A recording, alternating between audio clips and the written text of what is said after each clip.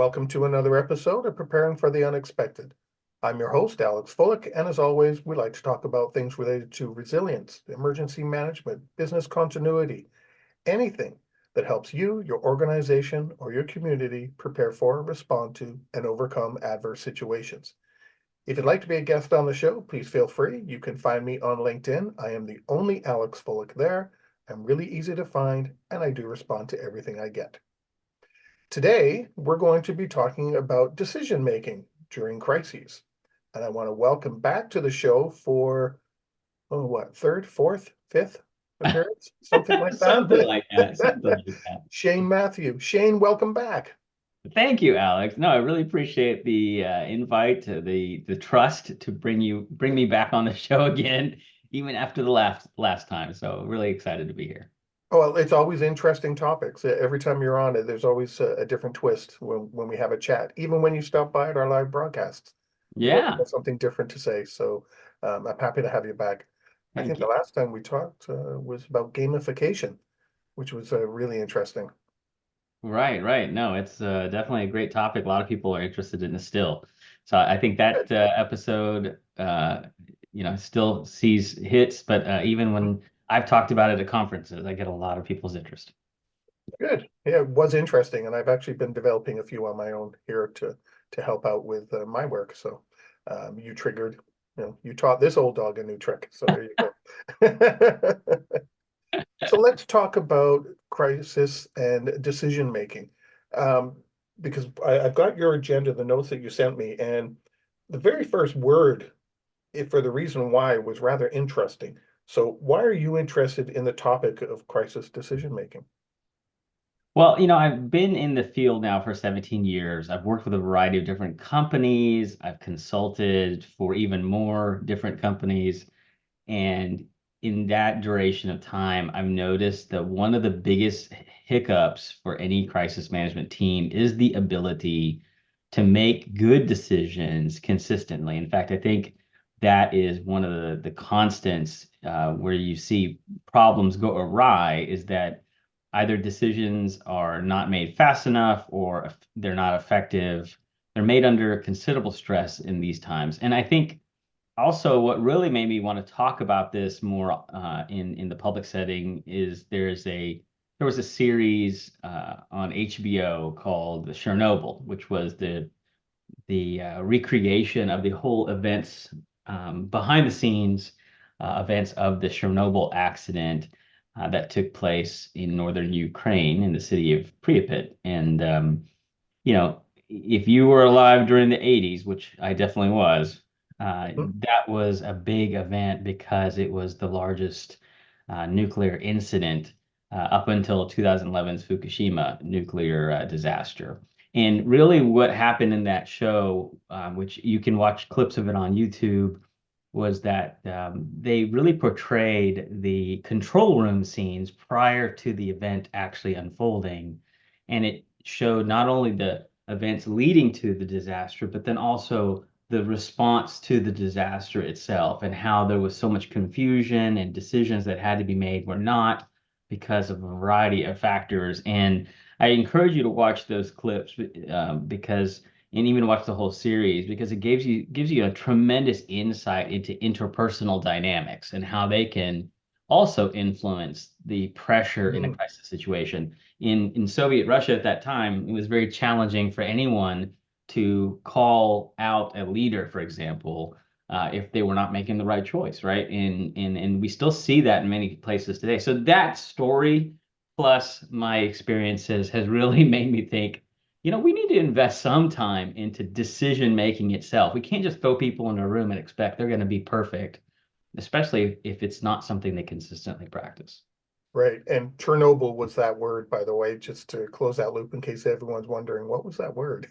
Yeah, Chernobyl Chernobyl. was the word. And I do remember that event. I was a teenager back then, but I do Right. remember it. So why is it so different? Well, actually, I'm going to take a step back because you touched on something I wanted to touch on.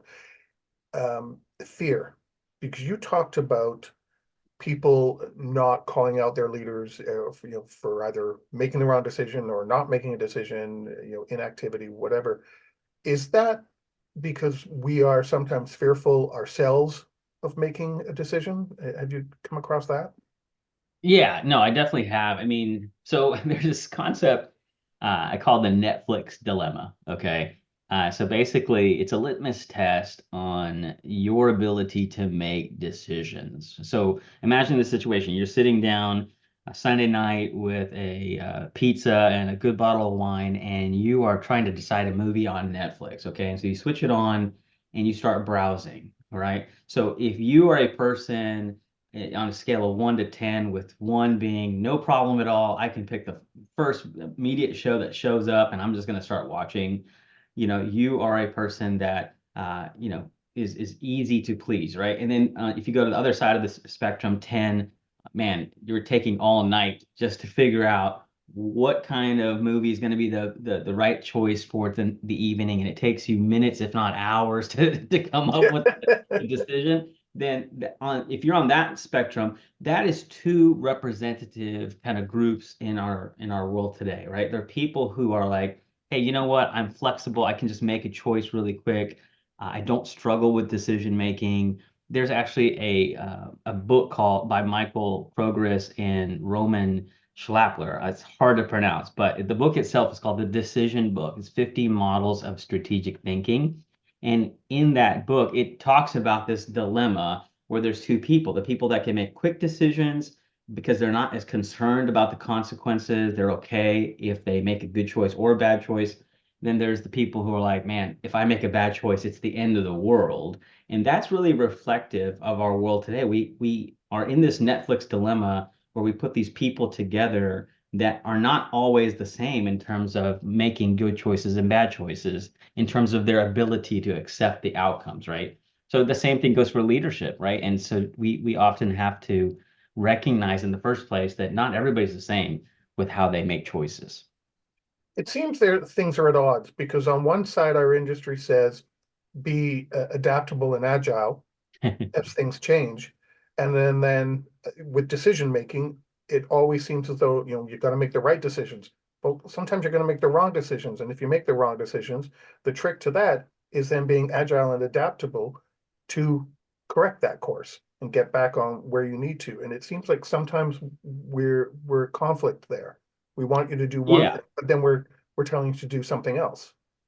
No, absolutely. And that's the nature of our business, is that we are tending to just say, hey, just make good choices and be adaptable and flexible, but it does not address the root of how people make decisions in the first Mhm. place. We don't really we're not recognizing the fact that it's not like that in the real world.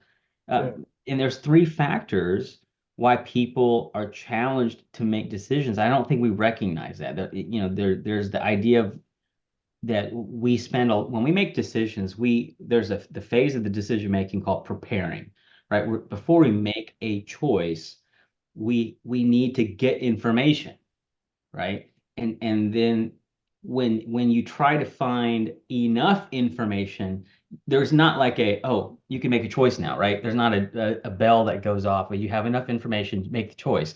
No, we tend to say, if I don't have enough information, I'm confused. And then on the other side of the spectrum, if I get too much information, then I become confused again, right? So finding that Yeah. sweet spot before you make a decision is first of all challenging, right?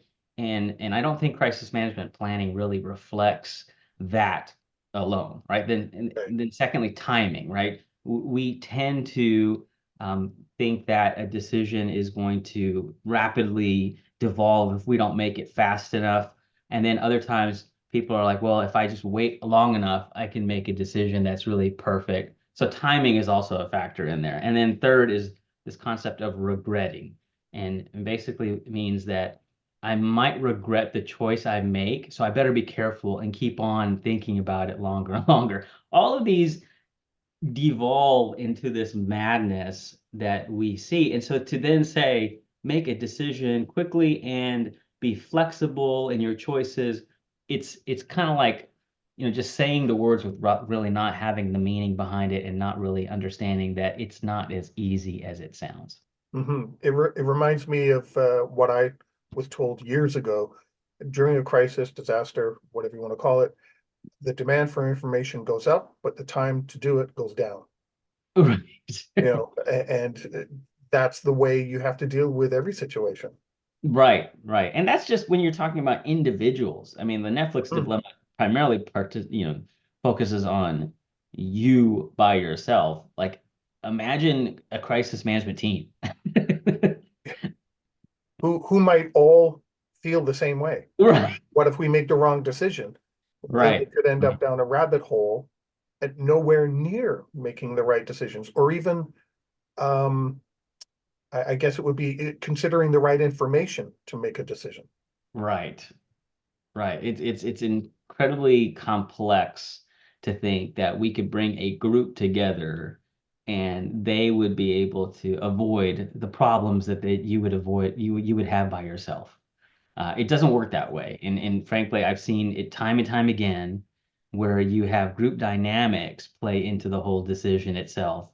And oftentimes, and you've seen this in history too, there's been many examples Hmm. where situations could have devolved differently if somebody had stood up and felt like they were open. For example, the Bay of Pigs event, there was a individual brought in to the cabinet for John F. Kennedy and his team to actually be the devil's advocate. Like they were brought in and told, hey, find all the flaws with our decisions around going into Cuba. And they made very passionate arguments about why we shouldn't. But even then, everybody looked to the president, and the president had it in his mind that this is the right track to do. And so, even bringing in that devil's advocate was Yeah. not helpful in all in that situation. So, that is the challenge inevitably is that decision making, while there are benefits, there are also very significant challenges to group decision making as well. I couldn't help think of the example of the Space Shuttle Challenger and the O-rings. Oh, yes. That was brought forward, but people ignored it. But, yeah, yeah, it's not a big deal. Their mind was get this thing launched, and Right. it's not a big deal.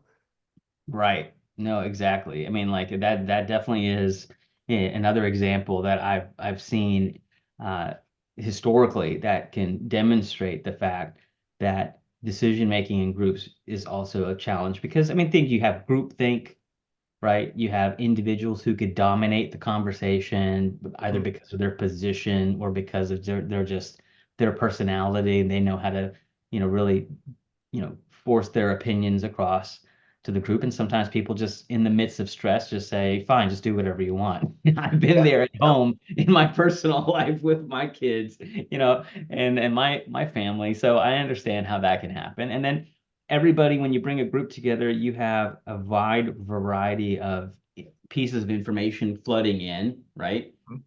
And there's decreased accountability in group situations as well, meaning like, hey, we're a group, so if we make a mistake, it's not just me, it's everybody in the group. It's shared blame, right? Yeah. That you can depend on too. So all these factors contribute to decision making being challenging in groups as well. And there obviously are benefits to group decision making. So you know, I don't want to make it seem one-sided. Obviously, we have response teams for a reason. It's teams are beneficial because you get different perspectives, you have increased capacity because you may not be as skilled in an area as others. You have, validation of your response approach. So there are definitely benefits to this, but I think we have to understand that there are challenges. It's not just hey, bring a pile of my friends together and make a decision. It's going to be perfect every time. Is that why some groups have larger teams and some have smaller teams? Because sometimes, to your point, they're with different personalities. The larger the team, the more differing personalities, the more perspectives, the longer it takes, and then things. It's as though if I have a bigger team, then I can blame someone else for making the decision. Yeah. Well, And I I've think, been through that with in yeah, project management. They had Right. only one person needed to make a decision, but they had a room full of, I think there was almost over a dozen of us in there, and I was like, why are all these people here? Well, I definitely say that that is a commonality amongst crisis management teams is that you tend to have this tendency, or tend to have a tendency, you have this tendency to bring a variety of people in, not because of their skill sets, but because of other factors. Oh, well, they're the vice president of X, X, and X, so we need to have them involved. Or, they've been here for 50 years and they know everything about the background of the organization, so they need to be involved. So the criteria, it becomes very loose in many organizations. And so therefore you tend to see larger crisis management response teams. I'm a big fan of saying, hey, there's a core team that's always enacted, no matter what the situation is. And then you have subject matter experts that you bring in, and they're not activated at the very beginning. We bring them in as we need to, right? Right. So, many people may follow that logic in principle, but then in practice, as crisis managers, we might remain silent when additional people show up. And we have to be thoughtful of the fact that that might happen and be prepared to avoid that. I've seen that happen at a client.